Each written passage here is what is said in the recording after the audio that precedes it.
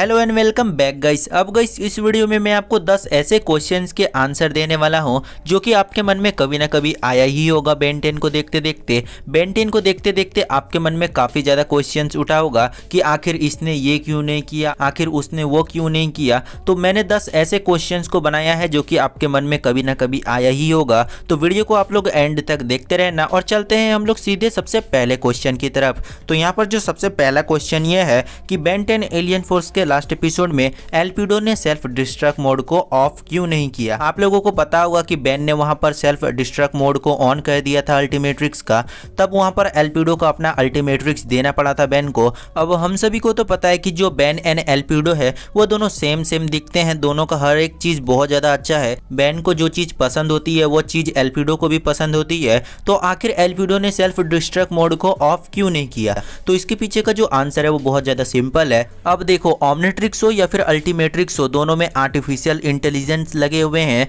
और वो artificial intelligence सिर्फ दो ही लोगों के आवाज से बात मानती है, एक एजमत की और दूसरा बेन की, और तीसरा किसी की भी आवाज को वो नहीं पहचानती है। अब आपके मन में सवाल ये होगा कि एल्पिडो भी तो बेन की तरह ही बोलता है, तो वहां पर जो आर्टिफिशियल इंटेलिजेंट है उसको ये बात पता है कि कौन किसका आवाज है, मतलब कि वो अपने से बता देता है कि ओरिजिनल आवाज कौन है, डुप्लीकेट आवाज कौन है। भले ही आवाज उसमें डिफरेंस ज्यादा होते हैं पर आर्टिफिशियल इंटेलिजेंट बिल्कुल भी एल्पिडो को मौका नहीं देती है बोलने का, और वहां पर सिर्फ बेन का ही आवाज जानती है ऑमनिट्रिक्स और अल्टीमेट्रिक्स। दूसरा गाइस, आप लोगों के मन में ये क्वेश्चन होगा कि एल्पिडो के पास अल्टीमेट्रिक्स था जो कि बेन के ऑमनिट्रिक्स से बेहतर था, तो आखिर एल्पिडो को ऑमनिट्रिक्स क्यों चाहिए था। बेन 10 एलियन फोर्स में हमें देखने को मिला था कि एल्पिडो जो है वो बेन का ऑमनिट्रिक्स लेना चाहता था सिर्फ तब तक जब तक असली ओमनिट्रिक्स मेरे हाथ नहीं लग जाता, पर बिल गेट्स ने वहां पर धोखा दे दिया था।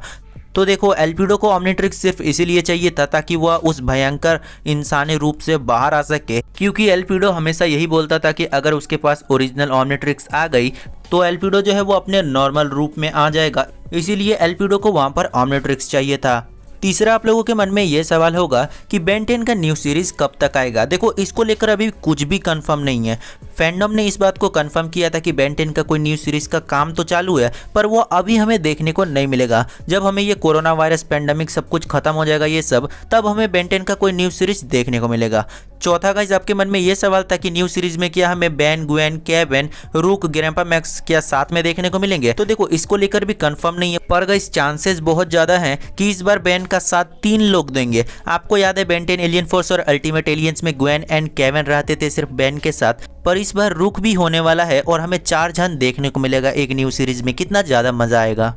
पांचवा, आपके मन में यह सवाल होगा कि क्या हमें जूली देखने को मिलेगी न्यू सीरीज में। तो देखो, जूली का एक न्यू बॉयफ्रेंड बन चुका है, अब बेन से उसको कोई भी लेना देना नहीं है, तो बहुत ज्यादा चांसेस है कि आपको जूली देखने को नहीं मिलेंगी। पर गाइस, बेन 10 में जूली को भी बहुत ज्यादा पसंद किया जाता है, बेन 10 के फैंस काफी ज्यादा पसंद करते हैं जूली को। तो क्या पता बेन 10 की टीम ने ऐसा कुछ सोचा होगा कि क्या पता हमें जूली दिखाया जाए और क्या पता हमें न्यू सीरीज में जूली भी देखने को मिले। तो बहुत ज्यादा चांसेस है कि वो नहीं देखने को मिलेंगी, पर कुछ चांसेस हैं कि जूली को जरूर लाया जाएगा बेन 10 में।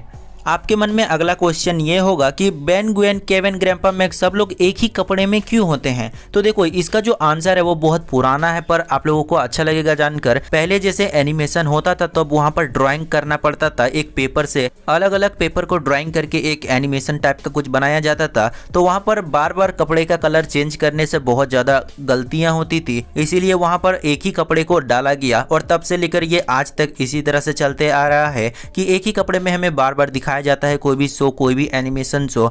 अब देखो, कपड़े तो चेंज होते हैं न्यू सीरीज में, पर जो कपड़े फैंस के मन में बैठ जाते हैं कि ये कपड़ों में बेन कितना ज्यादा अच्छा लगता है, जैसे कि हमें ब्लू पैंट और ग्रीन शर्ट में देखने को मिलता है, तो उसी तरह से जो बाकी के एनिम शो हैं, कार्टून है, उन सबको एक ही कपड़े में रखा जाता है, क्योंकि फैंस के सामने उन कपड़ों के ही कारण वो बहुत ज्यादा अट्रैक्ट करते हैं।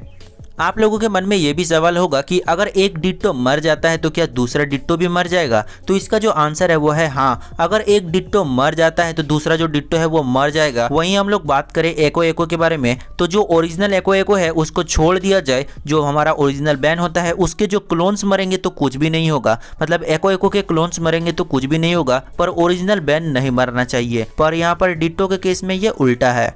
अगला आपके मन में ये क्वेश्चन होगा कि क्या क्रोमा स्टोन डायमंड हेड से ज़्यादा पावरफुल है। तो देखो यहाँ पर जो सबसे ज़्यादा पावरफुल है वो है डायमंड हेड। यहाँ पर बहुत सारे ऐसे भी आपको वीडियोस मिल जाएंगे जहाँ पर आपको ये बताया जाता है कि क्रोमा स्टोन ज़्यादा पावरफुल है, तभी ना वो पेट्रोपिया को बचा रहा है। क्योंकि हम सभी को पता है कि डायमंड हेड क्रोमा स्टोन दोनों एक ही प्लेनेट में रहते हैं और जो क्रोमा स्टोन होते हैं वो देखभाल करते हैं पेट्रोपिया की। पर यहाँ पर एक वीडियो में आपको ये बताया जा रहा है कि क्रोमा स्टोन ज़्यादा पावरफुल है डायमंड हेड से। ऐसा बिल्कुल भी नहीं है। यहाँ पर जो डायमंड हेड है वो क्रोमा स्टोन से ज़्यादा पावरफुल है। जैसे कि गाइस आप लोगों ने बेन 10 एलियन फोर्स के विजिलेंस ऑफ विलगेक्स एपिसोड में देखा होगा कि जब क्रोमा स्टोन एंड विलगेक्स के बीच हमें फाइट देखने को मिल रहा था, तो वहाँ पर जो विलगेक्स है वो अपने तलवार को डायमंड हेड के क्रिस्टल में बदल देता है। तो वहाँ पर जो क्रोमा स्टोन का अटैक है वो बिल्कुल भी नहीं लगता है विलगेक्स को। तो वहाँ पर जो क्रोमा स्टोन है उसका जो अटैक है वो काम नहीं करता है। तो यहाँ पर जो क्लियर विनर निकलेगा वो निकलेगा हमारा डायमंड हेड। यहाँ पर डायमंड हेड ज्यादा पावरफुल है क्रोमा स्टोन से। अगला आपके मन में ये क्वेश्चन होगा कि एजमथ ने आखिर ओमनिट्रिक्स को वापस क्यों नहीं बुलाया प्राइमस के एपिसोड में। प्राइमस के एपिसोड में हमें ये देखने को मिला था कि विलगेक्स ले लेता है ओमनिट्रिक्स को, पर वहां पर एजमथ ओमनिट्रिक्स को वापस नहीं बुलाता है। पहले एजमथ ओमनिट्रिक्स को बुलाता है जब ओमनिट्रिक्स बेन के हाथ में होती है, पर जब ओमनिट्रिक्स आ जाती है विलगेक्स के हाथ में तब वहां पर जो एजमथ है वो नहीं बुलाता है ओमनिट्रिक्स को। तो यहाँ पर जो सिंपल सा आंसर है वो ऐसा है कि एजमथ वहां पर देखना चाहता था कि बेन आखिर क्या करेगा। अब आपके मन में ये भी सवाल होगा कि पहले ओमनिट्रिक्स लिया गया था, बाद में एजमथ को ये पता चला। तो देखो एजमथ ये बात जानता था कि अगर मैंने ओमनिट्रिक्स को बुलाया तो वहां पर ओमनिट्रिक्स टेलीपोर्ट कर देगी बेन, ग्वेन, केविन को प्राइमस में और उनको प्राइमस आना पड़ेगा। ये बात एजमथ को पता था, इसीलिए उसने पहले ओमनिट्रिक्स को नहीं बुलाया। वहां पर वह बेन को देखना चाहता था कि बेन आखिर इस टाइम में क्या करेगा। और इसी तरह से हमें बेन 10 एलियन फोर्स के लास्ट एपिसोड में देखने को मिला था कि वहां पर एजमथ ने एक छोटे से हिंट में बोला था वहां पर बेन को कि अब ओमनिट्रिक्स को डिस्ट्रॉय होना ही होगा। वो बस एक छोटा सा हिंट था। अगर आप लोगों ने गौर से देखा होगा तो आप लोगों को वह हिंट समझ में भी आया होगा। तो इसीलिए एजमथ ने वापस नहीं बुलाया ओमनिट्रिक्स को। और गाइस आपके मन में एक और क्वेश्चन होगा कि क्या बेंजारो कभी नॉर्मल हो सकता है। तो हाँ, बेंजारो भी नॉर्मल हो सकता है अगर उसको एंटीवायरस दिया जाए तो। अब हमें बेंजारो के टाइमलाइन में उतना कुछ नहीं बताया गया है कि ग्वेन कहाँ है, केविन कहाँ है, पर धीरे धीरे अगर जैसे जैसे चीज़ें सही होती हैं, क्या पता पैराडॉक्स भी सही कर दे बेंजारो को, तो बेंजारो भी ठीक हो सकता है। तो गाइस अगर आपको ये वीडियो पसंद आया तो वीडियो को लाइक कर दीजिए, चैनल पर नए हो तो चैनल को सब्सक्राइब करके बेल आइकन को प्रेस कर दीजिए।